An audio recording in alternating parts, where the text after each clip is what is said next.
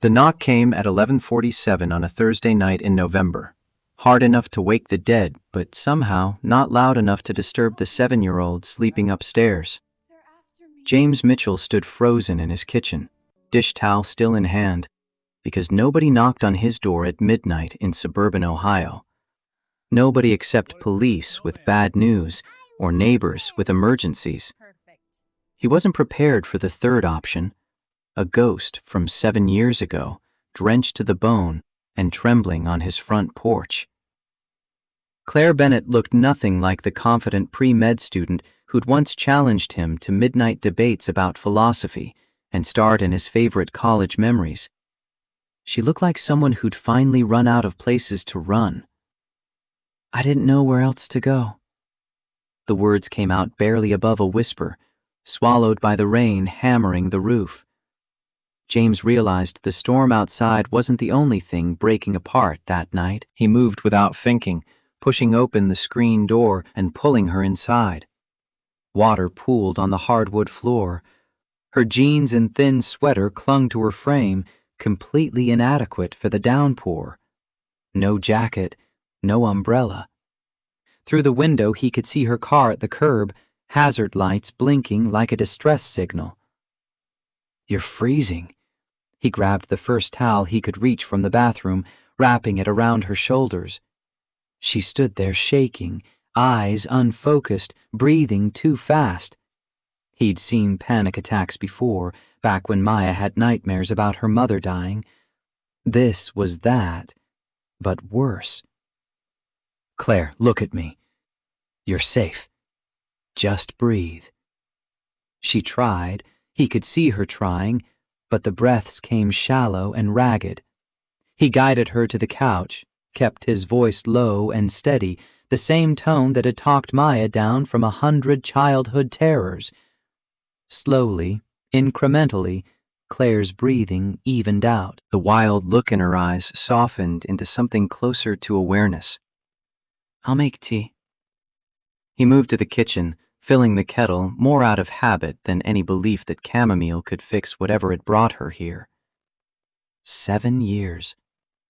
They'd been close at Ohio State, the kind of friends who studied together until 3 a.m, who showed up at each other's events, who almost, but never quite, crossed the line into something more.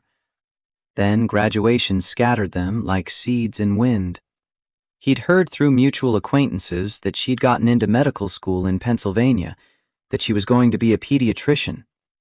That was 5 years ago, maybe 6. After that, nothing. The kettle whistled. He poured 2 mugs, selected chamomile because it was the most calming thing he had.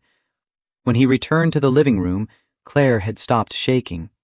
She'd pulled her knees up to her chest, making herself small, still wrapped in the towel like armor. "Thank you." She took the mug but didn't drink, just held it between her palms. James sat in the chair across from her, maintaining distance, giving her space to breathe. What happened? She stared into the tea like it might contain answers. "I was driving. The storm got bad and I couldn't breathe, and I took the exit for your neighborhood. I remembered you bought a house here. I wasn't thinking clearly." "Claire, it's okay. You're here. You're safe." The sound of small feet on the stairs made them both turn. Maya appeared on the bottom step in her unicorn pajamas, clutching her stuffed elephant and rubbing her eyes with one fist. "Daddy, I heard voices." James's heart sank. He'd hoped to handle whatever this situation was without waking his daughter. Too late for that now. "Hey, Bug. There's a friend here who needed help. Go back to bed, okay?" But Maya was already padding across the room, her 7-year-old curiosity overriding any instruction to return upstairs. She stopped a few feet from Claire, studying her with the seriousness she applied to all of life's important questions. "Are you okay?" Claire managed something close to a smile, wiping at her eyes with the sleeve of the towel. "I will be. Daddy says sometimes people need help and that's okay. He says being scared is normal and asking for help is brave. Something shifted in Claire's expression.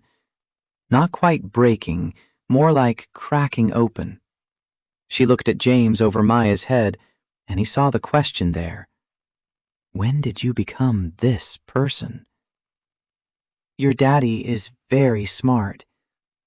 Maya nodded with the complete confidence of a child who knows her father hangs the moon.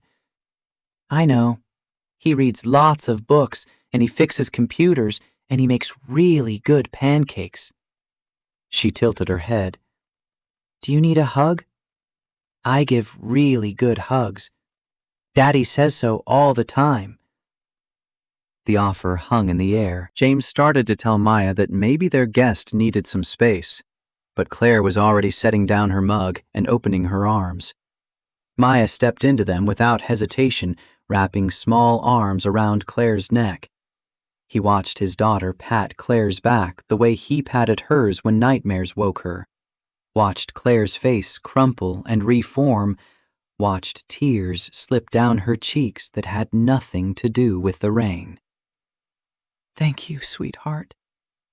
Maya pulled back, satisfied that her mission of comfort had been accomplished. You're welcome. I'm Maya. That's my daddy, James, but you probably know that since you're friends. She yawned, suddenly remembering it was past bedtime. I should go back to sleep now. School tomorrow. James stood, scooping his daughter into his arms. Let me tuck you back in, Bug. He carried Maya upstairs, settling her under the covers and kissing her forehead. She was already half asleep by the time he reached the door. Daddy? Yeah? Is your friend going to stay? She seems really sad. His chest tightened.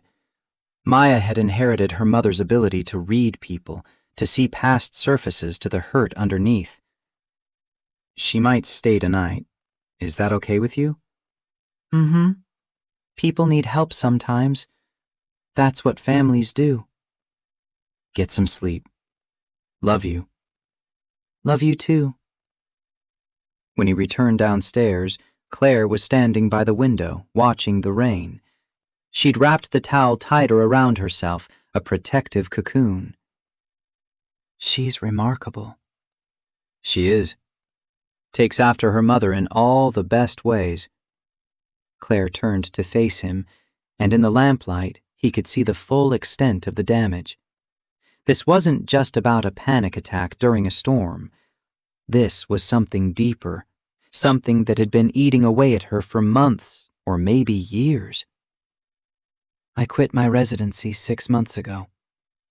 The words came out flat, matter-of-fact, like she was reporting someone else's failure. I was at a hospital in Pittsburgh.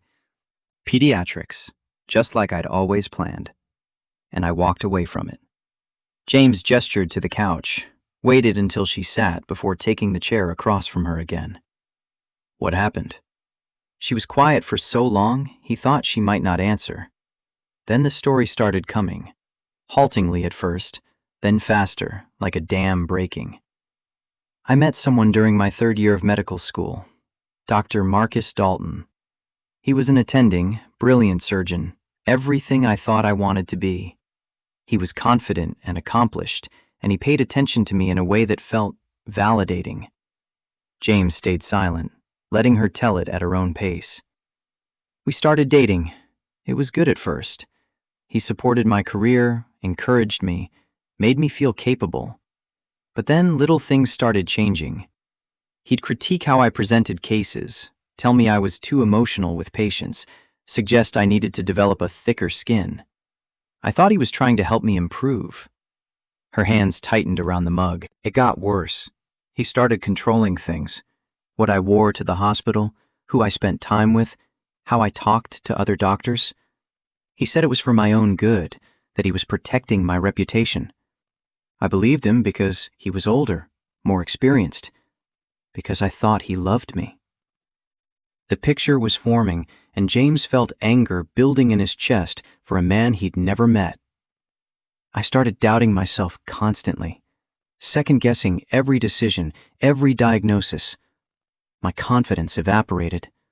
I made mistakes I never would have made before because I was so worried about being wrong, about proving him right about my incompetence. And he was there every time, telling me he was disappointed, that I wasn't living up to my potential. She looked up, meeting James's eyes. I quit my residency 6 months ago because I couldn't handle it anymore. The constant criticism, the anxiety, the feeling like I was failing at everything. Marcus said I was making a huge mistake, that I was throwing away my career. We broke up 3 months ago when I finally couldn't take his disappointment anymore. Where are you now? Living in my childhood bedroom at my parents' house in Columbus. My mom keeps trying to set me up with the sons of her friends, like a husband will fix everything. My dad avoids talking about it entirely because he doesn't know what to say about his daughter quitting medical school. She laughed, bitter and broken. I'm 32 years old with no career, no confidence, and no idea how to fix any of it. I'm a complete disaster.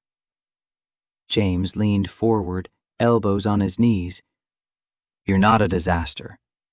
You're someone who got hurt and is trying to figure out how to heal. I showed up on your doorstep in the middle of the night because I was having a panic attack while driving in a storm. That's pretty much the definition of disaster. That's the definition of being smart enough to ask for help instead of driving while panicking.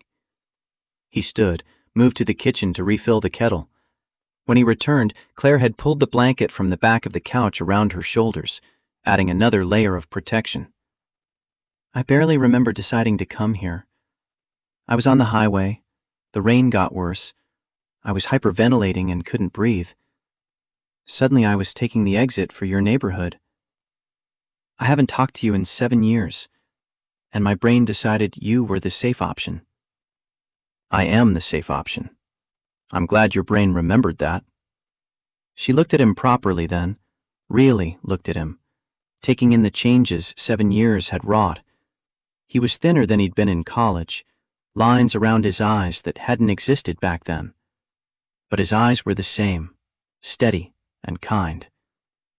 You were always so calm. Even in college, when everyone else was losing their minds over exams or relationships or figuring out life, you were just present, like you knew exactly who you were. James almost laughed. I definitely didn't know who I was in college. I was faking it like everyone else. You didn't seem like it. You seemed sure. I seemed boring, let's be honest. You were the one with the exciting life. Pre-med, saving the world one volunteer shift at a time. I was the accounting major who got excited about spreadsheets. You were kind. You were the person who actually listened when people talked, who showed up when you said you would, who made people feel like they mattered. She swallowed hard. I forgot what that felt like. Someone making me feel like I mattered without needing something from me. The kettle whistled. James poured fresh hot water over new tea bags, brought both mugs back. They sat in silence for a while, just the sound of rain against the windows and the occasional creak of the old house settling. You should stay the night. The guest room's clean. I keep it ready for when my sister visits. James, I can't just impose. It's late. You're exhausted. The storm isn't letting up. There's no debate happening here. He stood, carrying their mugs to the sink. Come on, I'll get you some blankets. She followed him down the hallway, past Maya's room where small snores indicated his daughter was soundly asleep. The guest room was at the end of the hall, simple but comfortable. A double bed with a blue quilt, a dresser, a lamp on the nightstand.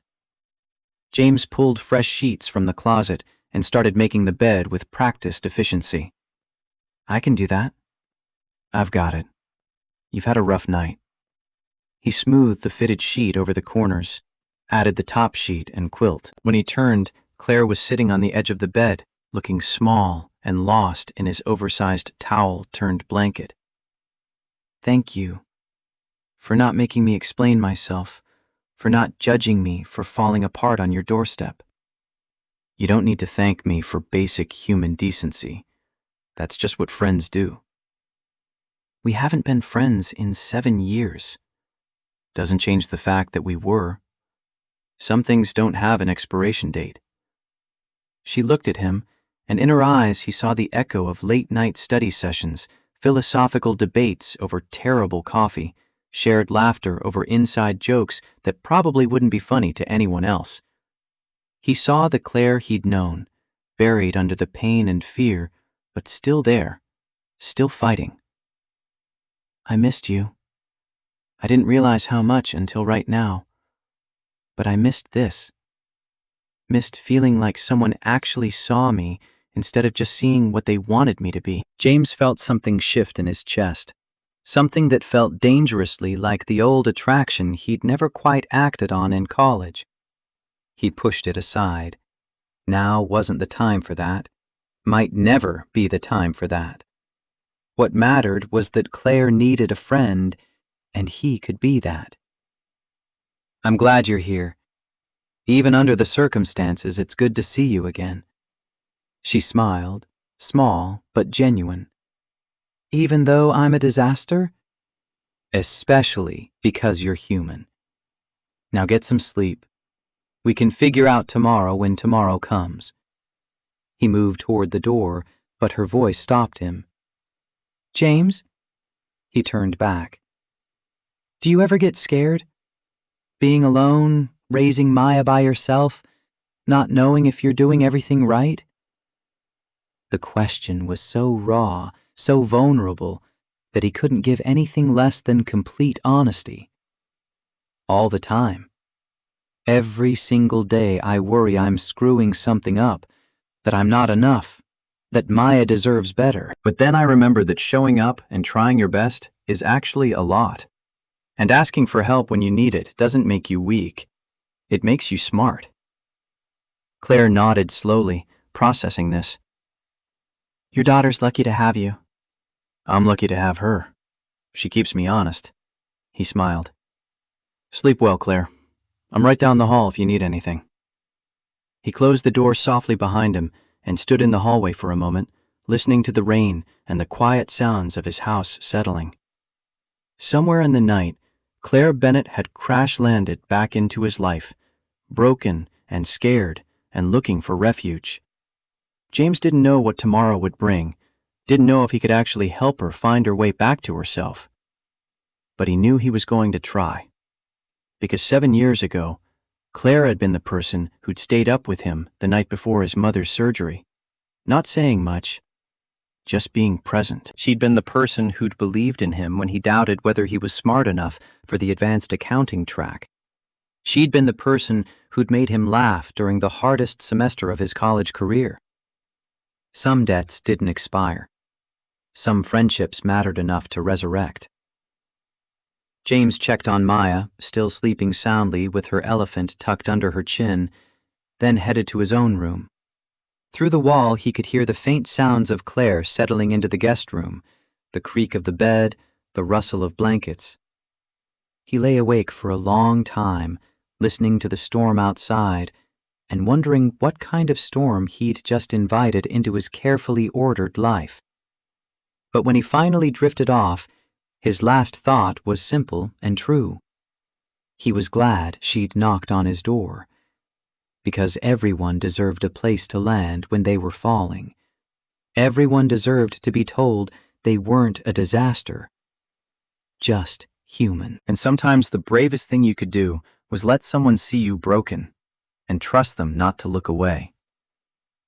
Morning came softly, filtering through the curtains in pale gold streaks that announced the storm had passed.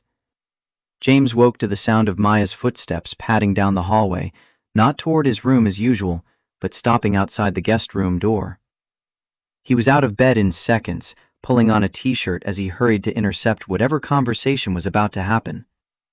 Maya, what are you doing? His daughter looked up at him with those wide, serious eyes that always made him feel like she could see straight through any parental bluffing. I wanted to check on your friend. You said she needed help. She's sleeping. We don't wake up guests. But what if she's sad? Sad people need pancakes. You always make me pancakes when I'm sad. James couldn't argue with that logic. It was true that pancakes had become their go-to comfort food, a Sunday morning tradition that had started after Lisa died and somehow stuck. How about we make pancakes quietly, and if she wakes up, she can have some too? Maya considered this compromise with the gravity of a judge deliberating a major case. Chocolate chip pancakes? Is there any other kind? She grinned and took his hand, and they crept downstairs together. James got Maya settled at the kitchen table with her coloring books while he started pulling out ingredients. The routine was familiar and comforting. Measure flour, crack eggs, let Maya pour in the chocolate chips while he pretended not to notice her sneaking a handful into her mouth. They were halfway through the first batch when Claire appeared in the doorway, still wearing his hoodie from last night, her hair pulled back in a messy ponytail. She looked better than she had in the rain. The shadows under her eyes were still there, but the raw panic had faded into something more manageable. Good morning. There's coffee, and we're making pancakes if you're hungry. Maya's head snapped up from her coloring. Are you Daddy's friend who needed help? Claire moved into the room, her movements careful, like someone testing whether the ground would hold. I am. My name's Claire. You must be Maya. I'm sorry for keeping you up last night. That's okay. I'm 7 3/4. Maya held up her hand to display the appropriate number of fingers. Daddy says you knew each other in college. That's where people go to learn really hard things. That's exactly right. Your dad was very good at the really hard things. He's good at regular things, too. He makes the best pancakes, and he reads all the voices in my books, and he lets me help with his work sometimes, even though numbers are kind of boring. James flipped a pancake, catching Claire's smile in his peripheral vision. Numbers aren't boring. They're just misunderstood. Maya rolled her eyes in a gesture so adult it made Claire laugh. A real laugh. The first one James had heard from her since she'd arrived.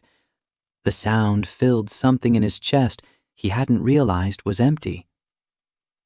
Can Claire sit next to me? I'm coloring a dragon and I need someone to do the princess. Claire glanced at James, uncertainty flickering across her face. He nodded encouragingly. She slid into the seat beside Maya, who immediately pushed a purple crayon into her hand and pointed at the princess on the page. This one needs to be brave. She's going to rescue herself, because that's what smart princesses do. I like that philosophy. Claire started coloring with careful precision, staying inside the lines while Maya scribbled enthusiastically at the dragon's scales. James plated the pancakes and brought them to the table along with syrup and butter. For a few minutes they ate in comfortable silence, Maya providing running commentary on proper dragon anatomy between bites. The wings have to be really big because of physics. Daddy taught me about ratios. If the dragon is this big, the wings have to be this big. She spread her arms wide, nearly knocking over her juice. James steadied the glass. Careful, Bug. Claire was watching them with an expression James couldn't quite read. Something soft and aching, like she was seeing something she'd lost or never had. You two have a good system. We're a team, right, Daddy? The best team. After breakfast, Maya disappeared upstairs to get dressed for her day with Aunt Rachel, leaving James and Claire alone at the kitchen table. The morning light was kinder than last night's harsh overhead fixtures, but it also made the reality of the situation more concrete. Claire was here, in his kitchen, and they needed to figure out what came next. So, how are you feeling this morning? Claire wrapped her hands around her coffee mug, seeking warmth despite the house being perfectly heated. Better, more human, also deeply embarrassed about last night. Don't be embarrassed. I showed up unannounced, had a breakdown in your kitchen, and imposed on your hospitality. That's textbook embarrassing. You asked for help when you needed it. That's textbook brave. She shook her head, but he could see the ghost of a smile.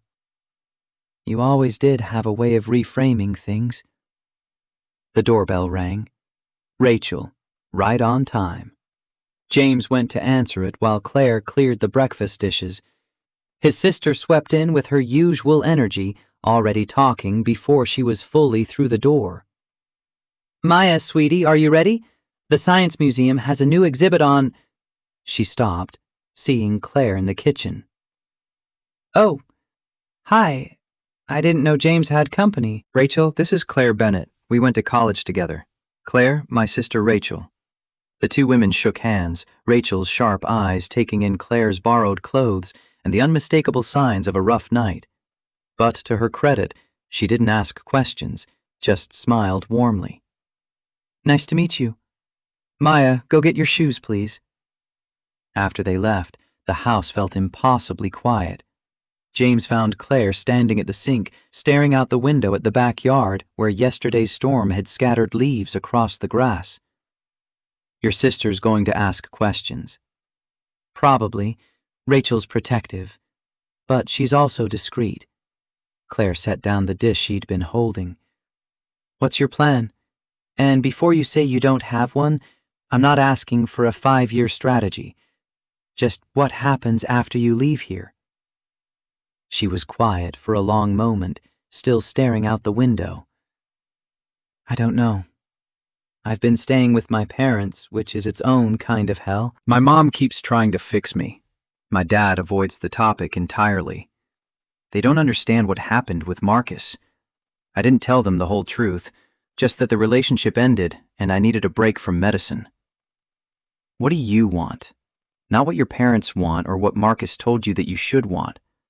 What does Claire want? She turned to face him then, and he saw the girl from college again, the one who'd stayed up until 3 a.m. debating the ethics of medical intervention, who'd organized fundraisers with passionate intensity, who'd known exactly who she was supposed to be. I want to feel competent again. I want to make a decision without second-guessing myself into paralysis. I want to wake up and not immediately feel like I'm failing at everything. She paused, then added more quietly, I want to remember what it felt like to believe in myself. Okay, that's a start. A start to what? I can't just magically rebuild my confidence. I don't even know where to begin. James dried his hands on the dish towel, choosing his words carefully. You begin with today, then tomorrow. Small steps, not giant leaps. He turned to face her fully. Do you have anywhere you need to be? Claire shook her head. My parents think I'm job hunting in Cincinnati for a few days. I couldn't handle another morning of my mom's concerned looks and helpful suggestions. Then stay here. She blinked at him. What? Stay here for a few days, a week, whatever you need. You don't have to be alone right now. And clearly going back to your parents' place isn't helping. He kept his voice matter of fact, not wanting to make this into something bigger than it was. The guest room's yours. No pressure, no expectations, just a place to breathe. James, I can't impose on you like that. You have Maya, you have your work. I work from home 3 days a week and Maya's in school. The house is empty most of the day anyway. He met her eyes. Look, I'm not saying this will solve everything, but maybe having some space away from your parents, some time to think without feeling judged might help. And if it doesn't, you can leave whenever you want. No hard feelings. Claire's hands were shaking slightly around her coffee mug. Why are you being so nice to me? I disappeared for 7 years. I show up out of nowhere with my problems, and you're just offering to let me stay? Because you'd do the same for me. Because 7 years ago, you were the person who showed up when I needed someone. And some things don't change just because time passed. He paused, then added more quietly, "And because I think you need someone in your corner right now who doesn't have an agenda. I don't need you to be anything other than who you are. That seems to be in short supply in your life lately." Tears welled in Claire's eyes again, but this time they looked different. Less like despair, more like relief. I don't deserve this kind of kindness. Everyone deserves kindness. That's kind of the whole point of being human. The first week passed in a rhythm that felt both strange and natural. Claire woke each morning to the sounds of James getting Maya ready for school, the patient negotiations over breakfast choices, the reminders about homework folders, the cheerful chaos of a 7-year-old who had opinions about everything from sock colors to whether gravity was fair. She'd lie in the guest room listening, something in her chest aching at the tenderness in James's voice, the easy affection between father and daughter.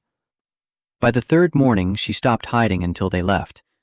Instead, she joined them for breakfast, helping Maya decide between the purple shirt or the striped one, listening to detailed explanations of kindergarten social dynamics that were apparently more complex than international diplomacy.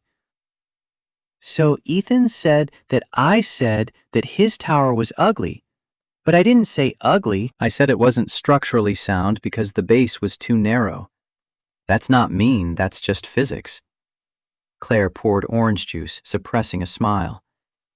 "Maybe Ethan doesn't like physics." Maya looked horrified at this concept. Why wouldn't someone like physics? Physics is how everything works. "Not everyone thinks like you do, Bug." James dropped a kiss on top of his daughter's head as he packed her lunch. "Some people care more about feelings than structural integrity." "That's silly. You can care about both." Maya turned to Claire with the absolute certainty only children possess. "Right? You can care about feelings and science. You're a doctor." "I was studying to be a doctor. And yes, the best doctors care about both. They understand the science of how bodies work, but they also care about how people feel." Something shifted in Maya's expression, a seriousness that seemed beyond her years. "Is that what you did when you were learning to be a doctor?" Claire felt James's eyes on her, giving her space to answer or deflect. "I tried to. I wanted to help kids feel better, both their bodies and their feelings. That's why I wanted to be a pediatrician." What's a pediatrician? "A doctor just for children." Maya processed this with the gravity she applied to all serious matters. Why did you stop wanting to be that? The question landed like a stone in still water. Claire glanced at James, who gave her a slight nod. Your call. Sometimes life doesn't go the way we plan. I had some things happen that made me need to stop for a while. But that doesn't mean I stopped caring about helping people. Maya considered this carefully. My daddy says that sometimes we need to rest before we can keep going. Like when I get tired on the playground, but I'm not done playing yet. Maybe you're just resting. The simple wisdom of it hit Claire harder than she expected. Maybe I am.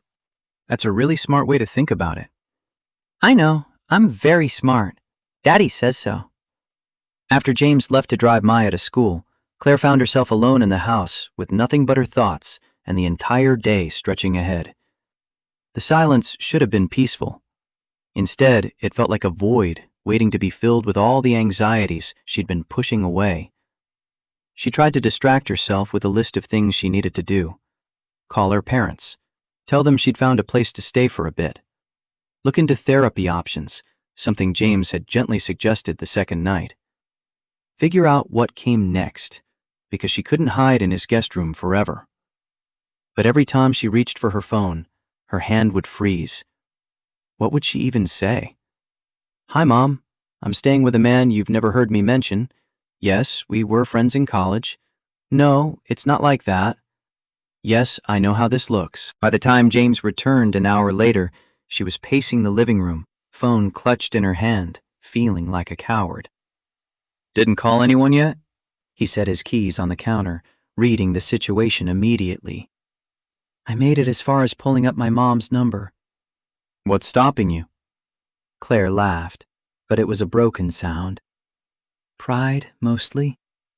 The fact that calling a therapist makes it all real, makes it official that I can't handle my own life, that I need professional help to function like a normal adult.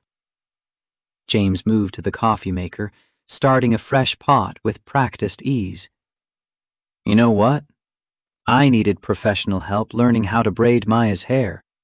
Spent 3 weeks watching YouTube tutorials before I could do a basic plait without it looking like a bird's nest. Does that make me less of an adult? That's different. Is it? Both involve recognizing you need help with something and seeking out someone with expertise. He pulled down 2 mugs. Claire, there's no shame in therapy. Half my clients see therapists. My sister sees one. I saw one after Lisa died because I needed help processing everything without letting it damage how I parented Maya. She stared at him, genuinely surprised. You went to therapy? For 6 months. Best decision I made during that whole nightmare. Helped me understand that I could be hurt without being broken. That asking for help wasn't weakness. He poured coffee, handed her a mug. Sound familiar? Claire sank onto the couch, cradling the warm ceramic. What if I call and they can't help me? What if I'm too far gone? You're not too far gone.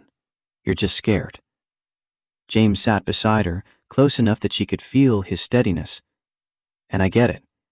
Making that call means admitting you need support, and you've spent your whole life being the person who gives support, not the one who needs it. But Claire, you can't pour from an empty cup. You've been running on empty for months. She knew he was right. Knowing didn't make it easier. Want me to sit here while you call? Moral support? You don't have to do that. I know. I'm offering anyway. So Claire made the call with James sitting beside her, a silent presence that somehow made it possible to push through the anxiety. The receptionist was kind, the available appointment times reasonable, the whole process far less terrifying than she'd built it up to be in her head. When she hung up, she felt simultaneously relieved and exhausted. First appointment is Thursday afternoon. Good. That's good. James smiled at her, and something in his expression made her chest warm. Proud of you. For making a phone call? That's a pretty low bar. For doing something hard, even though you were scared. That's actually a pretty high bar. He stood, stretching. Now, I have client calls this afternoon, but I'm free until then. Want to help me grocery shop? Maya's convinced we need to make homemade pizza for dinner, which means I need approximately 17 ingredients I definitely don't have. The normalcy of it felt like a gift. Grocery shopping, meal planning, the mundane rituals of daily life. Claire said yes. They spent an hour wandering the supermarket, James consulting a list on his phone, while Claire found herself offering suggestions she hadn't realized she had opinions about. Fresh mozzarella versus pre-shredded, whether pizza sauce needed oregano or basil, the correct ratio of vegetables to pretend they were being healthy while still letting Maya load up on pepperoni. You're good at this. James loaded pasta sauce into the cart. At grocery shopping? At being present. At engaging with normal life things without overthinking them. He selected a package of mushrooms, studied the label. You've been wound so tight since you got here, but right now you seem almost relaxed. Claire realized he was right. For the past hour, she hadn't been catastrophizing about her failed career or her uncertain future. She'd been debating pizza toppings and remembering that she used to enjoy cooking, used to find joy in simple things before Marcus had made her feel like every choice needed to be optimized and every moment needed to be productive. I forgot how to do this. How to just exist without constantly judging whether I'm doing it right. Then we'll practice. Small, normal things until they feel normal again. That afternoon, while James worked in his home office, Claire found herself in the kitchen actually preparing dinner, without it feeling like a performance. She made the pizza dough from scratch, kneading it with a focus that quieted the anxious thoughts always circling in the back of her mind. The rhythm of it was meditative. Push, fold, turn, repeat. When Maya came home from school, she was ready with an apron and a task. You're in charge of sauce distribution. It's a very important job. Maya took to it with the seriousness of a surgeon, carefully spreading sauce in precise circles while explaining her theories about why pizza was the perfect food because it contained all the major food groups if you added vegetables. Even though vegetables are the worst group, they're still important for not getting scurvy. Claire paused mid-stretch of dough. Do you even know what scurvy is? It's what pirates get when they don't eat fruits and vegetables and their teeth fall out. Daddy told me. He tells me lots of things so I can be very educated. James emerged from his office to find his kitchen covered in flour and his daughter explaining the finer points of nutritional science to Claire, who was listening with the same attention she'd probably once given to medical lectures.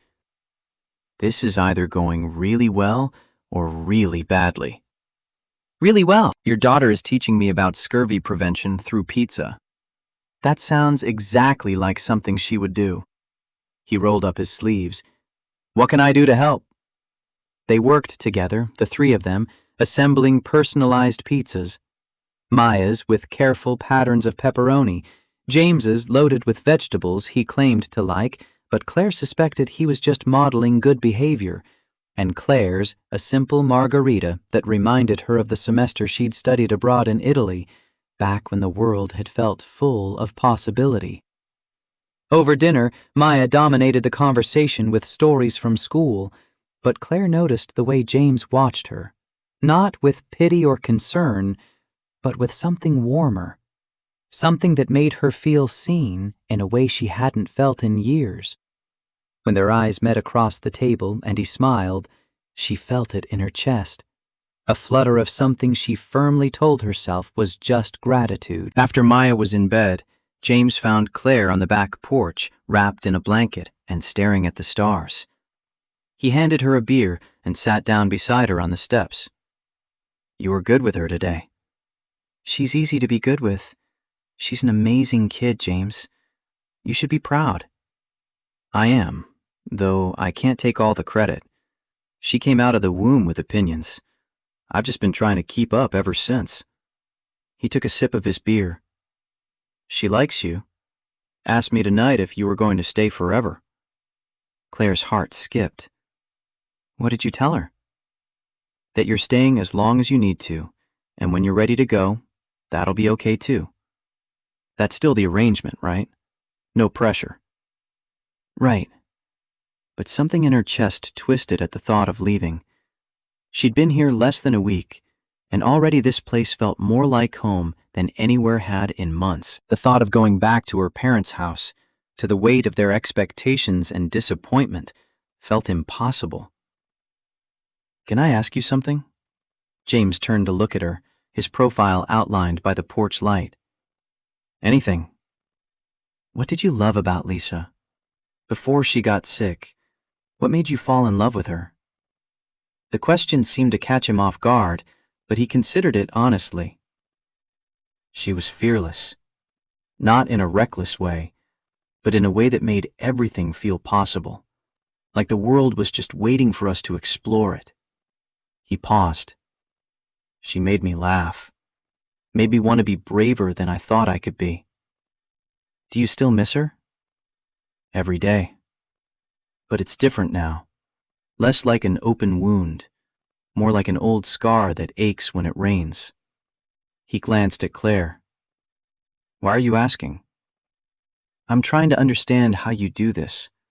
How you keep going after losing someone you loved. How you trust yourself to parent alone, to make all these decisions without second-guessing everything. James was quiet for a long moment. I second-guess everything. Every single day I worry I'm screwing up Maya, that I'm not enough, that I'm making the wrong choices. But I show up anyway, because what else can I do? She needs me, and I'd rather try and fail than not try at all. He turned to face her more fully. Claire, you keep talking about yourself like you're fundamentally broken. But from where I'm sitting, you're just scared. And being scared doesn't mean being broken. It means being human. I wish I could see myself the way you see me. Give it time. You'll get there. They sat in comfortable silence for a while, listening to the night sounds of suburban Ohio. Claire let herself lean slightly against his shoulder, felt him adjust to support her weight without making it awkward. Thank you. For this, for giving me space to figure things out without judgment. You're welcome, though I'm definitely judging your pizza-making skills. That dough was impressive. She laughed, the sound surprising her. I stress bake, or stress cook. It's one of my few coping mechanisms that doesn't involve hiding under blankets and pretending the world doesn't exist. Hey, I'm not knocking hiding under blankets. Some days, that's a valid strategy. He stood, offering her his hand. But tomorrow, we're trying the engaging with the world strategy again. Sound good? She took his hand, let him pull her to her feet. They stood there for a moment, hands still linked, and Claire felt the weight of everything unsaid hanging between them.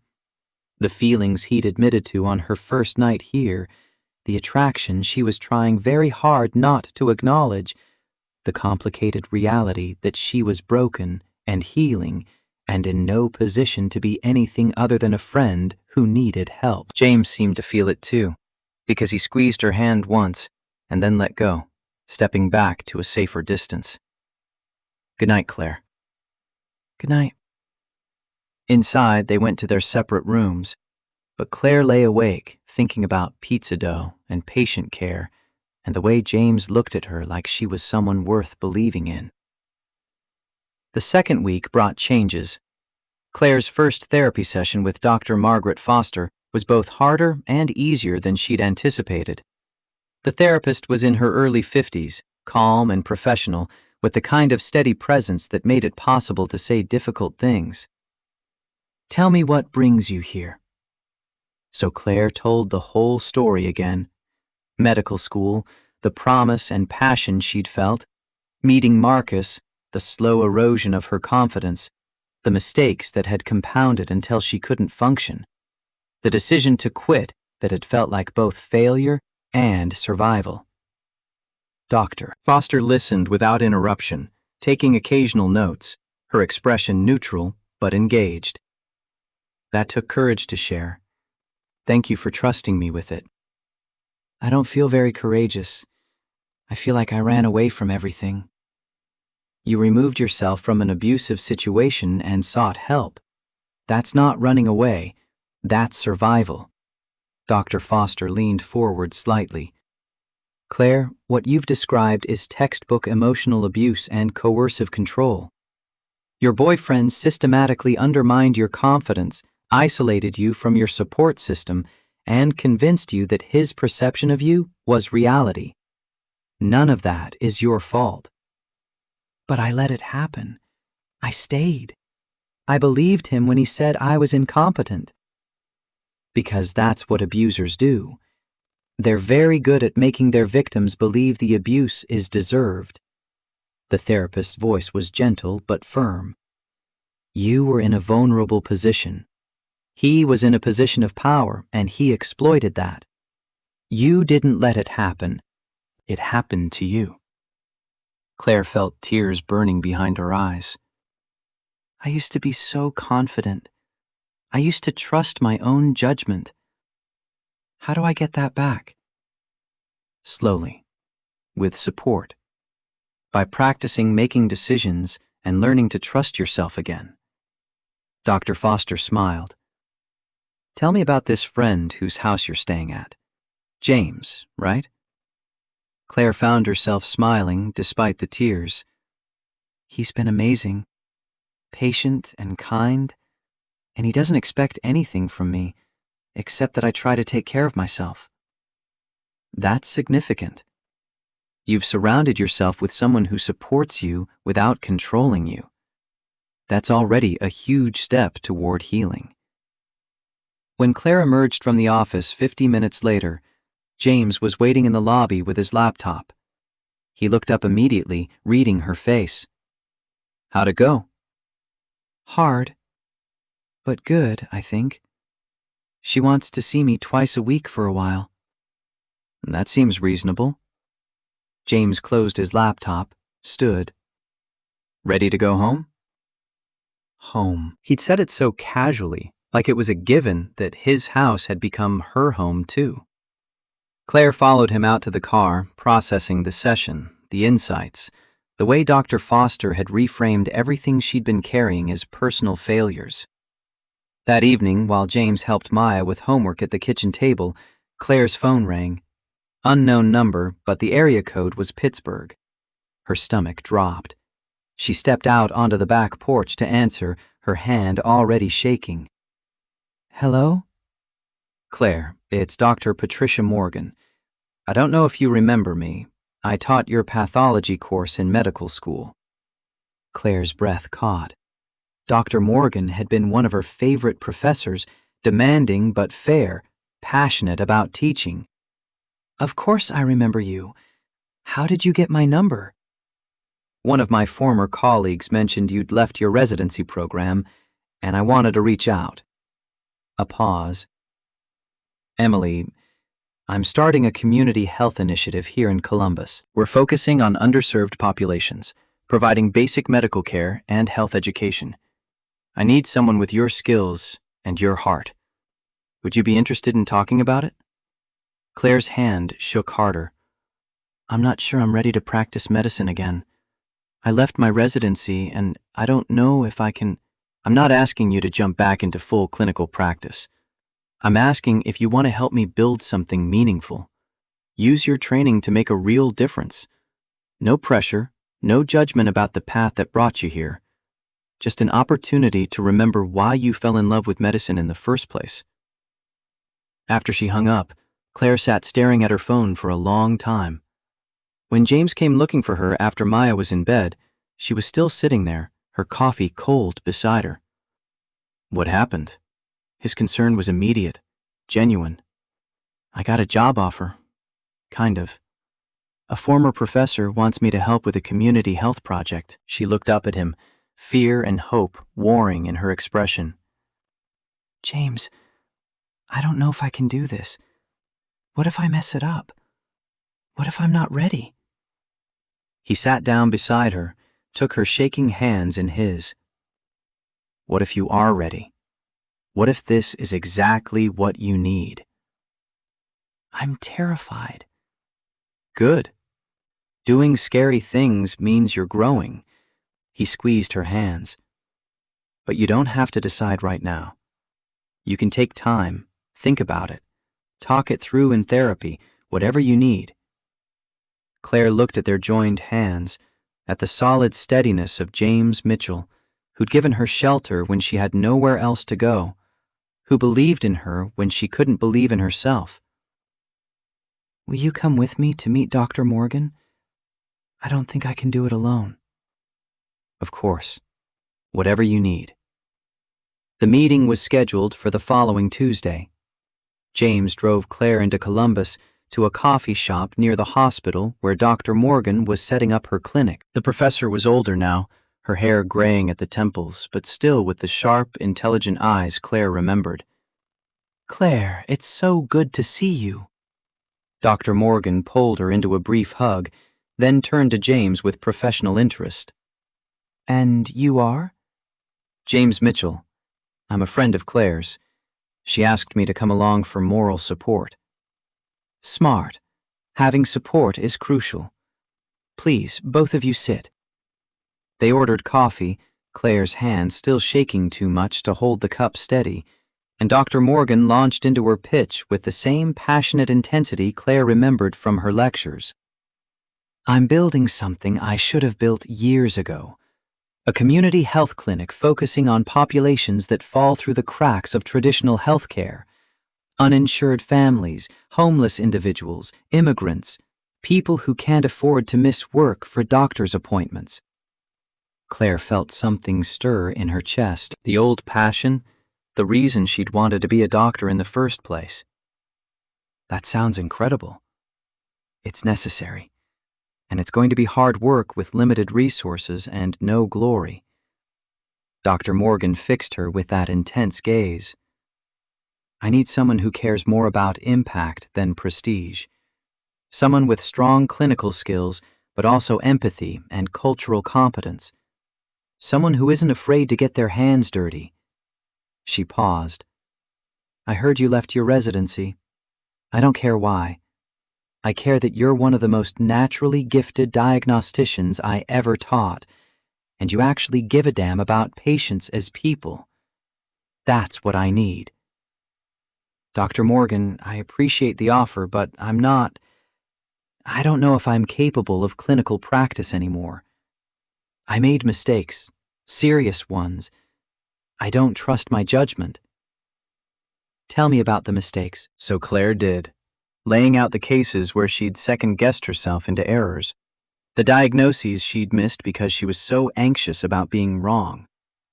Dr. Morgan listened carefully, occasionally asking clarifying questions. When Claire finished, the professor was quiet for a moment. Then she said something Claire hadn't expected. Those weren't mistakes of competence. They were mistakes of confidence. And Claire, every single one of those cases, you made the right call initially. Your first instinct was correct. You only went wrong when you let someone else's voice override your own judgment. Dr. Morgan leaned forward. You're not incompetent. You're traumatized. There's a difference, and it's treatable. Claire felt James's hand find hers under the table, squeezing gently. I'm in therapy, trying to work through it, but I don't know how long it will take. Then we'll work with where you are now. Start slow. Health education, basic screenings, patient intake. Build your confidence back up with low-stakes interactions. When you're ready, we move to more complex cases. No pressure, no judgment. Dr. Morgan smiled. Claire, I'm not asking you to be perfect. I'm asking you to show up and try. Can you do that? Claire looked at James, who nodded slightly. Your decision. She thought about Maya's simple wisdom about bravery being scared but doing it anyway. She thought about Dr. Foster saying she needed to practice trusting herself. She thought about the person she'd been before Marcus, the doctor who'd believed she could make a difference. Yes, I can do that. Dr. Morgan's smile was brilliant. Excellent. We start next week. I'll email you the details, training schedule, clinic hours, all of it. Welcome back to medicine, Dr. Bennett. After Dr. Morgan left, Claire and James sat in the coffee shop in stunned silence. I just agreed to go back to medicine. You did. What if I can't do it? What if I fail? James turned to face her fully, taking both her hands in his. Then you'll try again. Or you'll try something else. But Claire, you just did the hardest part. You chose to try. Everything else is just showing up and doing your best. She wanted to argue, to list all the ways this could go wrong. But looking at James's steady confidence, feeling the solid warmth of his hands around hers, she felt something else rise up. A tiny spark of belief. Maybe she could do this. Maybe she was still the person who cared about helping people, who had the skills and knowledge to make a difference. Thank you for coming with me. Always. The clinic's third week brought a rhythm Claire almost trusted. She'd stopped flinching every time a patient presented with symptoms that required quick judgment, stopped hearing Marcus's voice quite so loudly when she made diagnostic calls. Dr. Morgan had gradually increased her responsibilities. Preliminary assessments, treatment plans that she'd review before implementing, patient education sessions where she could see the direct impact of her work. But trust was a fragile thing, built slowly and easily shattered. The teenage girl who walked in on a Wednesday morning Looked like any other patient. 16, oversized hoodie despite the May warmth, moving with the careful precision of someone trying not to jar something that hurt. Her intake form listed only a first name, Anna. I've been feeling sick for a few days. Stomach pain mostly. Claire took her vitals, noted the elevated heart rate, the slight fever, the way Anna flinched when Claire's hand brushed her lower right abdomen during examination. Every alarm bell in her medical training started ringing. Classic appendicitis presentation, and if it had been going on for days, possible rupture risk. How bad is the pain? 1 to 10. Maybe a 7? It was worse yesterday. Worse yesterday meant the appendix might have already ruptured, might be septic, might be minutes away from turning critical. Claire's instinct was immediate and certain. This girl needed an emergency room, needed it now, needed a surgeon, not a clinic. But then Marcus's voice slithered in, poison wrapped in professional concern. You overreact to everything. You see emergencies where there are none because you can't handle diagnostic uncertainty. You're too emotional to be a good doctor.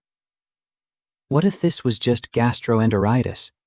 What if Claire sent this girl to the ER for nothing and proved every terrible thing Marcus had ever said about her judgment?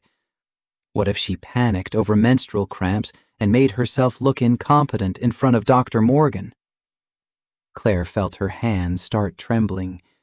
The exam room walls pressed inward. Can you excuse me for just a moment? I need to consult with Dr. Morgan. She found her mentor in the supply closet, organizing donated medications. The words tumbled out too fast, too desperate. 16-year-old with right lower quadrant pain, rebound tenderness, elevated vitals. I think appendicitis, but I don't know if... She couldn't finish. Couldn't admit that Marcus's ghost was louder than her 7 years of medical training. Dr. Morgan set down the medication bottles, her sharp eyes reading everything Claire wasn't saying. What does your gut tell you? Emergency room, now. But what if I'm wrong? What if it's nothing serious and I'm just... Claire. The single word cut through the spiral like a scalpel. That girl doesn't have time for your self-doubt. Trust yourself, now, or don't, but decide. The bluntness hit like cold water. Claire took a shaking breath, forced herself to focus on clinical presentation instead of fear. Elevated temperature, right lower quadrant pain worsening over days, rebound tenderness, elevated white count on the rapid test they'd just run. The picture was textbook clear. Call an ambulance. Possible appendicitis, needs immediate surgical evaluation. By the time the paramedics arrived, Claire had started an IV line with hands that barely shook anymore. Anna's mother showed up just as they were loading the gurney, frantic and grateful in equal measure. 3 hours later, Dr. Morgan found Claire in the break room, staring at her phone. Hospital called. Appendicitis caught just before rupture. Surgery went well. You saved that girl's life. The relief crashed through Claire like a wave, followed immediately by a different realization. Her first instinct had been right. Her judgment had been sound. She'd saved Anna's life, not by ignoring Marcus's voice, but by choosing to trust her training over his poison. I almost didn't make the call. I almost let fear override everything I know. Dr. Morgan sat down across from her. But you didn't. When it mattered, you trusted yourself. That's not failure, Claire. That's growth. That evening, Claire came home to find James in his office, surrounded by network diagrams and technical specifications spread across every available surface. He looked up when she knocked, and the focused intensity in his expression softened immediately. Rough day? Complicated day. I saved a girl's life. He stood, crossed to her, pulled her into his arms without hesitation. That's incredible. She let herself sink into his warmth, let the day's adrenaline finally drain away. It almost wasn't. I almost froze. Dr. Morgan had to force me to decide. But you made the right call. That's what matters. Is it? What if next time I freeze completely? What if someone gets hurt because Marcus's voice in my head is louder than my training? James pulled back just enough to see her face. Then we deal with it. But Claire, you can't let the fear of what if stop you from trying. You're getting better. You made the right call today. That's huge. She nodded, wanting to believe him, but the old doubts still circled like sharks in dark water. The following week brought an opportunity that terrified James almost as much as medical decisions terrified Claire. A regional hospital network was soliciting bids for a complete IT infrastructure overhaul, network redesign, cloud migration, cybersecurity implementation, disaster recovery systems. It was the kind of contract that could transform his freelance operation into a real business, the kind of contract he would have walked away from a year ago because the risk of failure seemed too high. But Claire found the RFP on his desk and wouldn't let it go. You have to bid on this. It's too big. I'm just a freelancer working out of my spare bedroom. You're a systems architect who happens to work from home. There's a difference. She picked up the specifications, started reading. James, you could do this in your sleep. Network infrastructure redesign, HIPAA compliance frameworks, redundant failover systems. This is literally what you've been doing for 15 years. For small businesses, this is a hospital network. If something goes wrong, then you fix it. Because that's what you do. She set down the papers, moved closer.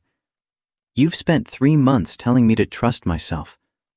Maybe it's time you took your own advice. So James wrote the proposal, and Claire helped him polish it into something that showcased exactly how brilliant he was at solving complex technical problems. They worked late into the night, Claire asking questions that forced him to articulate his approach in ways that made his expertise undeniable.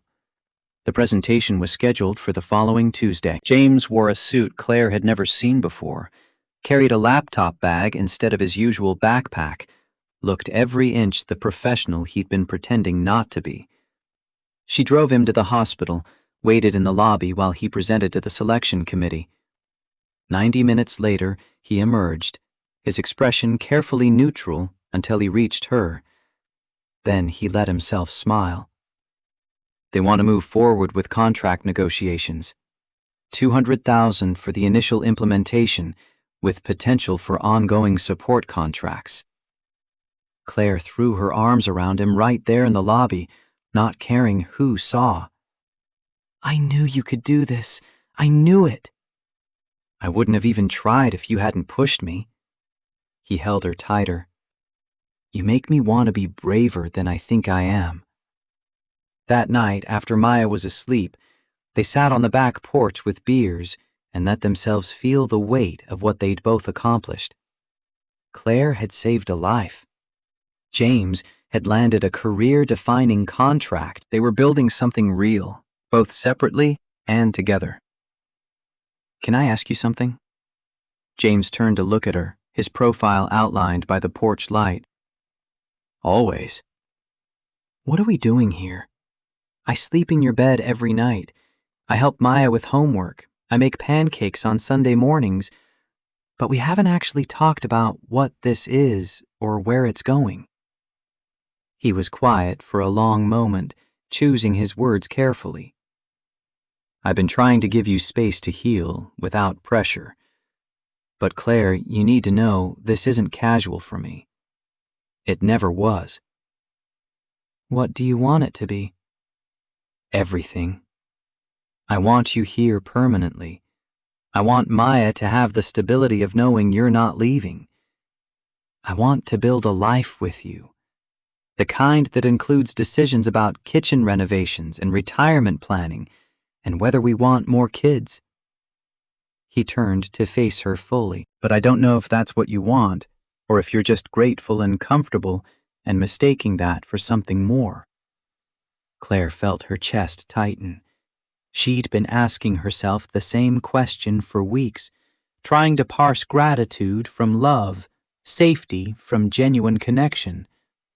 But sitting here in the spring darkness with James looking at her like she hung the moon, the answer felt suddenly clear. I want to say yes to everything you just described, but I'm terrified. Of what? Of needing you. Of building my whole life around you and then discovering I was just using you as a crutch. Of hurting you when I finally figure out who I am without Marcus's voice in my head. James reached over, took her hand. What if those fears are exactly what Marcus would want you to feel? What if he programmed you to doubt anything good because that's how abusers maintain control, even after they're gone? The observation landed like a physical blow, because it was true. Marcus had spent 2 years convincing her that her wants were wrong, her instincts flawed, her judgment compromised.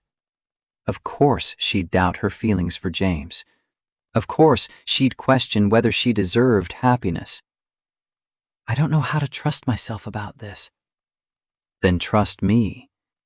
I've known you for over 7 years. I knew you before, Marcus. I know you now. And I can tell you with complete certainty that what you feel is real. It's not gratitude. It's not dependence. It's love, Claire. And you're allowed to have it. She kissed him then, there on the back porch under the stars, choosing him with all the fear and hope tangled together in her chest. When they finally broke apart, both breathing hard, she pressed her forehead to his. I love you. I'm terrified and broken and still figuring everything out. But I love you. I love you too. And you're not broken. You're healing.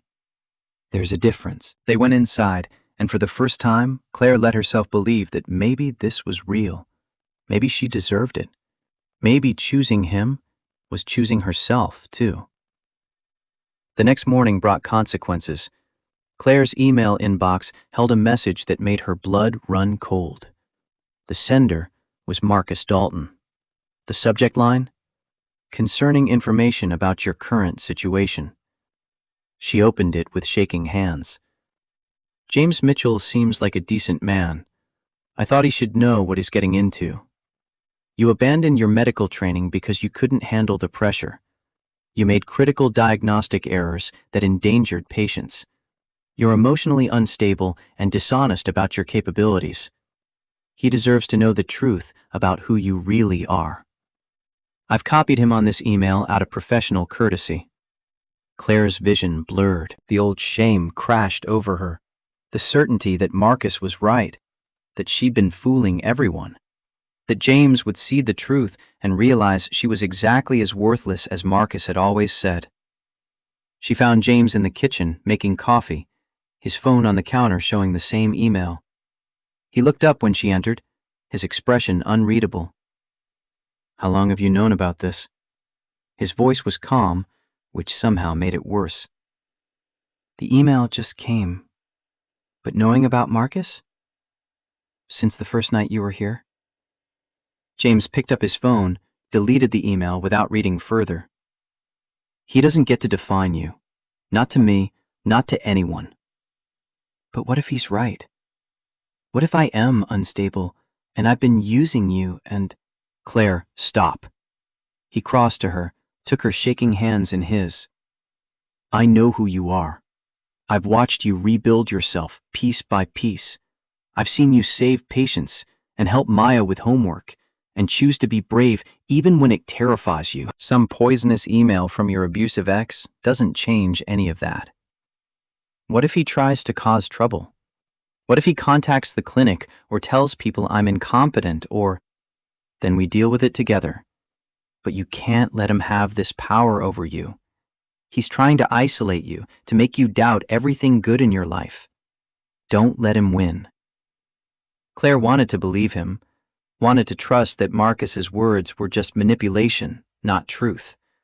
But the old programming ran deep. Her phone rang. Unknown number, Pittsburgh area code. She almost didn't answer, but something made her pick up. Dr. Bennett, this is Dr. Williams from Pittsburgh General. Claire's stomach dropped, certain Marcus had made good on his threat to destroy her professionally. I heard you're working with Dr. Morgan's community clinic. How's it going? The question sounded genuine, not accusatory. Claire took a careful breath.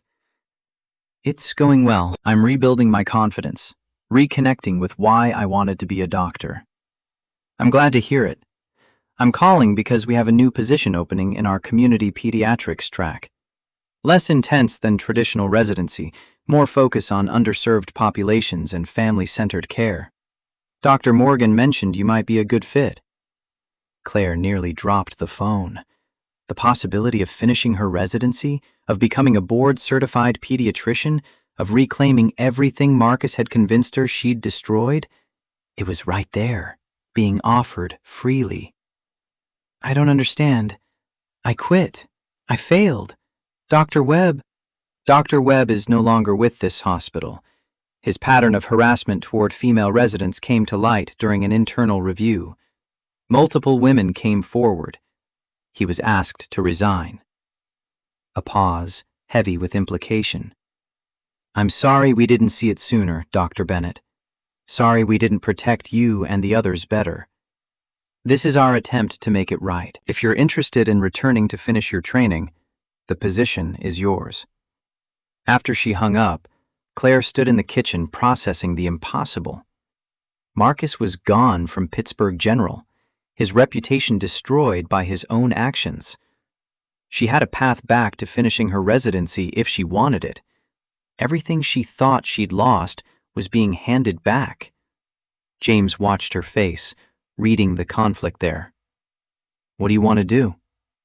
I don't know. Part of me wants to say yes, to prove I can finish what I started. But another part loves what I'm doing at the clinic. The patients, the mission, the feeling like I'm actually making a difference. Both are good choices. But choosing the clinic means giving up on being a real pediatrician. Choosing the residency means leaving you and Maya and everything I've built here. James pulled her close. First, you're already a real doctor doing real work that matters. Second, I'd never ask you to choose between your career and us. If you want to go back to Pittsburgh, we'll figure it out. Long distance, or Maya and I could move, or... Would you really move? Give up your business here, uproot Maya from her school? If that's what it took to support you, yes. But Claire, you don't have to decide right now. Take time. Think about what you actually want, not what you think you should want. Over the next week, the question consumed her. She talked it through in therapy with Dr. Foster, who carefully didn't give advice but asked questions that forced clarity. She discussed it with Dr. Morgan, who made it clear the clinic job could become permanent if Claire wanted it. She even called her parents, whose enthusiastic support for returning to residency made her realize how much she'd been seeking their approval instead of her own. But the real clarity came from an unexpected source. Anna showed up at the clinic on Saturday, fully recovered from her surgery, carrying a box of homemade tamales from her mother. She wanted to thank you for saving my life. She said if you hadn't trusted your gut, I'd be dead. Claire accepted the tamales, feeling the weight of that statement. How are you feeling? So much better. And actually, I wanted to ask you something. I've been thinking a lot about what happened, and I want to be a doctor now. I want to help people the way you helped me. The girl's eyes shone with determination. Would you write me a recommendation letter when I apply to college? I know it's like 6 years away, but you're the reason I want to do this. Claire felt something shift in her chest. This was why she'd wanted to be a doctor. Not the prestige or the credentials, but this, inspiring the next generation, making a difference in people's lives at their most vulnerable moments. It would be an honor. After Anna left, Claire called Dr. Williams with her decision. I appreciate the offer more than I can say. It means everything to know that I could finish my training, that the option exists. But I'm going to stay at Dr. Morgan's clinic. The work I'm doing here matters to me in ways that traditional medicine never quite did. I understand. For what it's worth, I think you're making a good choice. You sound happy, Dr. Bennett. That's worth more than any certification. That evening, she told James her decision. He pulled her into his arms, and she felt the relief in his embrace even as he tried to hide it. Are you sure? I meant what I said about supporting whatever you chose. I'm sure. This is what I want. Not the path I thought I was supposed to take, but the one that actually makes me happy. He kissed her forehead. Then I'm glad. Selfishly, incredibly glad that you're staying. They stood there in the kitchen holding each other, and Claire felt the last pieces of her old life finally fall away. She wasn't running from her past anymore.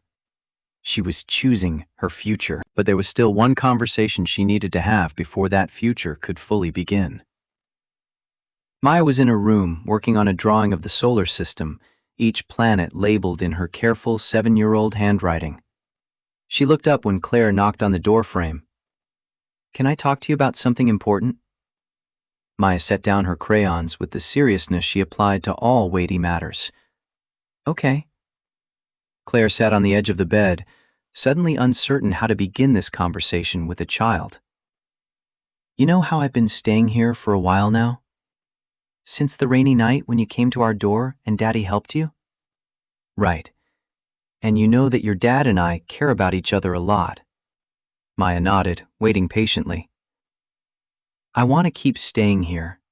I want to be part of your family, if that's okay with you. But I need to know how you feel about that, because your opinion matters more than anything. The little girl was quiet for a long moment, her expression unreadable. Then tears started sliding down her cheeks, and Claire's heart stopped. Maya, sweetheart, what's wrong? My mommy left because she didn't want to be our family anymore. She said taking care of me was too hard, and she needed to be free. The words came out in hiccuping sobs. What if you decide it's too hard too? What if you leave like she did? Claire felt her own tears starting, understanding finally clicking into place. This wasn't about whether Maya liked her. It was about whether Maya could survive another abandonment. Come here. She pulled the little girl into her lap, held her tight. I'm not your mommy, and I'm not trying to replace her. But Maya, I need you to understand something. I'm choosing to be here. Not because your dad needed help or because I had nowhere else to go, but because you and your dad have become the most important people in my life. She wiped tears from Maya's face. I had a chance to leave this week. I got offered a big job in another city, a job that would have made me a real doctor with fancy credentials. And I said no, because being here with you matters more than any of that. I choose you. I choose your dad. I choose this family every single day. Maya pulled back just enough to see Claire's face. Every day? Even when I'm annoying? Especially when you're annoying. Because that's what families do. They choose each other even when it's hard. Do you promise? I promise. Cross my heart. Maya studied her face with those wise beyond years eyes, looking for any hint of deception. Whatever she saw there must have satisfied her, because she threw her arms around Claire's neck and held on tight. I want you to stay forever. I want you to be my family. Then that's what I'll be. They sat there crying and holding each other until James appeared in the doorway, took in the scene, and crossed the room to wrap both of them in his arms. The three of them cried together, something fundamental shifting and settling into place. When Maya finally pulled back, her face was blotchy but hopeful. Can I call you Mom someday? Not now, because that's too fast, but maybe someday when it feels right? Claire's heart cracked wide open. Whenever you're ready, I'd be honored. Maya nodded, satisfied, and returned to her solar system drawing, as if they hadn't just fundamentally restructured the universe. James pulled Claire out into the hallway, his eyes wet. That was the child blessing I didn't know we needed. She was scared I'd leave, like Sarah did. And you promised to stay. You chose us. He cupped her face in his hands. Claire, I bought something a few weeks ago. I've been carrying it around, waiting for the right moment. But I think that moment might be now. He pulled a small velvet box from his pocket. Claire's breath caught. I'm not proposing yet, because we should probably date for more than 3 months before we get engaged. But I want you to see this. I want you to know that my intentions are serious, that I'm thinking long term, that when you're ready, I'm ready. He opened the box. Inside was a simple ring, elegant and understated, exactly what she would have chosen for herself. That's beautiful. So are you. And I love you. And whenever you're ready to make this official, I'll be here. Claire kissed him, there in the hallway outside Maya's room, choosing this man and this life and this future with everything she had. Ask me again in 6 months. I have a feeling the answer will be yes. The clinic's grand opening event came 2 months later, a community celebration that drew patients, donors, local politicians, and media coverage. Dr. Morgan had transformed the converted church basement into a fully functional medical facility, and Claire had helped every step of the way. She stood near the entrance greeting people, wearing professional clothes that felt like armor in the best way. Patients she'd treated came up to thank her, to introduce their families, to tell her what the clinic meant to their lives. Anna was there with her mother, already volunteering to help with patient intake forms, already talking about pre-med programs. James and Maya arrived midway through the event. Maya had insisted on wearing her best dress and carrying flowers for Claire. She presented them with the solemnity of a child who understood the importance of the moment. These are for you, because you're a real doctor now, and real doctors deserve flowers. Thank you, sweetheart. That's very thoughtful. James wrapped his arm around Claire's waist, pulling her close. I'm proud of you. Look at what you've built here. She looked around the crowded clinic, at the lives being changed, at the community coming together. This was what medicine was supposed to be. Not prestige or credentials, but actual human connection and care. We built it. You helped me get here. You did the hard work yourself. A commotion near the door made them both turn. Marcus Dalton stood in the entrance, his expensive suit and polished appearance completely out of place in the community clinic. Claire felt her stomach drop, old fear trying to take hold. He crossed to them with the confidence of someone who still believed he had power here. Claire, I heard about your little project. Very noble, working with the underserved. His tone made it clear he thought it was anything but noble. I wanted to congratulate you on finding your level. James stiffened beside her, but Claire put a hand on his arm. This was her fight. Thank you for coming, Marcus, but I think you should leave now. I'm just trying to help you understand reality. You're wasting your talent here when you could be doing real medicine. Claire looked at him, really looked at him, and saw what she'd been too beaten down to see before. He was small, cruel, insecure. Everything he'd done to her had been about his own inadequacy, not hers. You're wrong. This is real medicine. And you know what? I'm actually good at it. I'm a talented diagnostician with strong clinical skills and genuine empathy for patients. You spent 2 years trying to convince me otherwise because my competence threatened you. She stepped closer, her voice steady and sure. I'm done letting you define me. I'm done carrying your poison. You don't get to tell me what I'm worth anymore, Marcus. I already know." He opened his mouth to respond, but Dr. Morgan appeared beside them with security. "Dr. Dalton, this is a private event. You weren't invited. Please leave." He looked around, seeing community members watching with hostile eyes, seeing that he had no power here.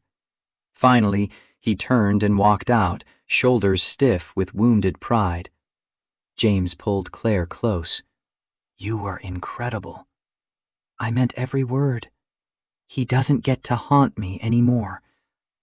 That night after the event, after Maya was asleep, James led Claire out to the back porch where this whole thing had started months ago. The late summer air was warm, fireflies blinking in the darkness. "I have something to ask you." He pulled out the velvet box, opened it to reveal the ring she'd seen before. "I know I said 6 months, but it's been almost exactly that. And Claire, I don't want to wait anymore. I want to wake up next to you every morning for the rest of my life. I want to raise Maya together and maybe have more kids together and grow old together." He got down on one knee. "Will you marry me?" Claire looked at this man who'd taken her in during a storm, who'd believed in her when she couldn't believe in herself, who'd loved her through the messy process of healing. She thought about the life they'd built together, the family they'd become. Yes, I'll marry you."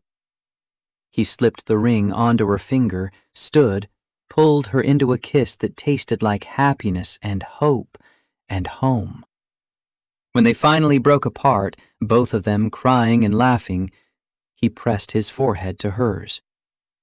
"You asked me once if my bed was big enough for 2. And you said only if I was the one beside you. Turns out, our life is big enough for 3. And that's everything."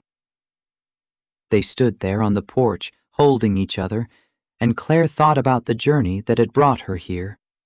She'd arrived broken and desperate, certain she'd lost everything that mattered. Instead, she'd found something better.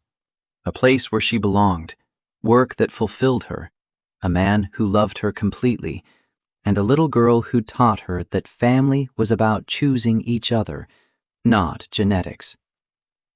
6 months later, on a crisp February morning, Claire woke up to Maya jumping on the bed.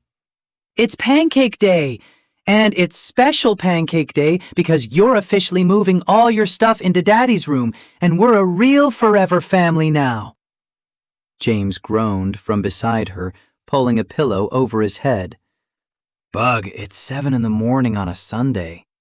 "Pancakes don't wait for reasonable hours," Claire laughed, pulling Maya down between them. "She has a point. Pancakes are time-sensitive." They made their way downstairs, and Claire started pulling out ingredients while James made coffee. Maya set the table with elaborate care, including flowers she'd picked from the neighbor's garden without asking. It was chaos and noise, and absolutely perfect. As Claire poured batter onto the griddle, she caught James watching her with that expression that still made her heart skip. "What?" "Just thinking about how far we've come. You showed up here in a rainstorm, and now you're making pancakes in our kitchen on a Sunday morning." "Our kitchen. I like the sound of that." Maya appeared beside them. "When are you going to have a baby? Because I want to be a big sister and teach them about physics." Claire and James exchanged a glance. They'd been trying for a month now, but it was still early. "These things take time, sweetheart." "But you're trying, right?" "We're trying." "Good. Because I've been reading about childhood development, and the optimal age gap between siblings is 3 to 4 years, which means you need to hurry up." James laughed, scooping his daughter into his arms. "Where did we get you from?" "Mommy's tummy, obviously." "Don't you remember biology?" After breakfast, while Maya was distracted by a nature documentary about Mars exploration, Claire and James sat on the couch going through the final boxes of her things. Most of it had already been integrated into the house, but there were still a few items from her old life she'd been avoiding. At the bottom of one box, she found her medical school diploma and her unfinished residency certificates. She stared at them for a long moment. "You okay?" "Yeah, just thinking about who I was when I earned these. How much has changed." "Do you regret not finishing the residency?" She thought about it honestly. "No. I love what I'm doing at the clinic. I'm helping people who really need it, and I'm doing it on my own terms. That's worth more than any credential." She set the diploma aside. "But I think I'll frame this. Not because I need the validation, but because I earned it. It's part of my story, even if it's not the whole story anymore." James pulled her close. "I love you. I love who you were, who you are, who you're becoming. All of it." "I love you too. Thank you for seeing me when I couldn't see myself."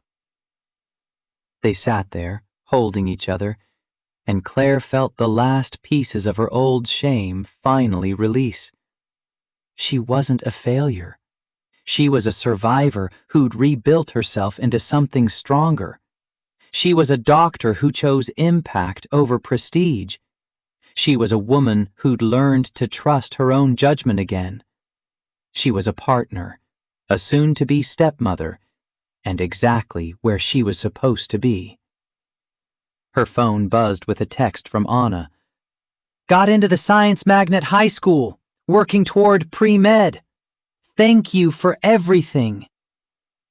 Claire smiled, showed James the message. "That girl is going to be an amazing doctor someday." She learned from the best.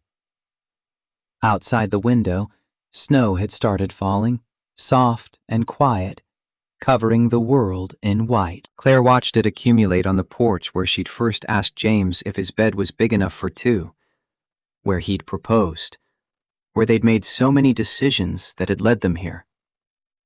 Maya appeared in the doorway. "It's snowing. Can we make a snowman?" "Absolutely." They bundled up and went outside, and Claire helped Maya roll snowballs while James worked on the base.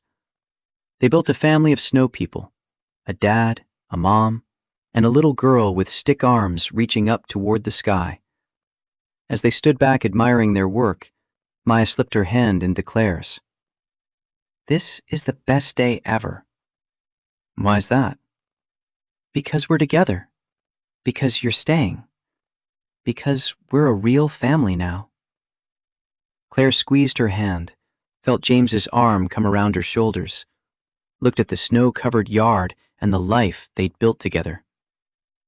"Yeah, Bug, we really are." And she finally, fully believed it.